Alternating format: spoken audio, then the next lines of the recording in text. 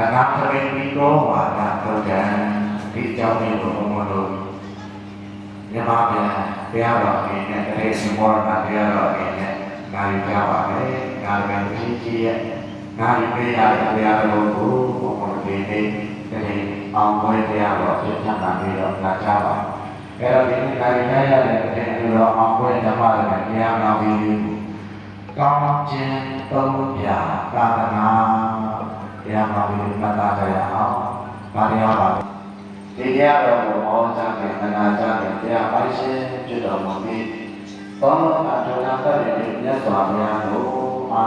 ရိတိုင်းတိုင်းမှာဘုရားရှင်တာသင်များနဲ့ခြေတော်ရတော်များအားလုံးကမြတ်စွာဘုရားရှင်တော်နဲ့ဒီကိုရှင်းပြစွာဗုဒ္ဓဘာသာတေဒီဆရာတော်ကြီးကိုတော်တယ်ဘောဓိဒုက္ခဘောဓနာကာရနဲ့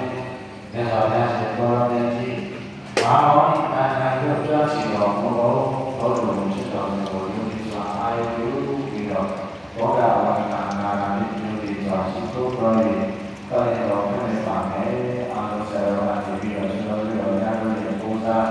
ဒီဓမ္မမှာတော်တော်ဆက်တာနဲ့ဝိညာဉ်နာမရှိဖို့ဘုရားပါပြီးအာရုံပြုပြီးတော့တက္ကိစာ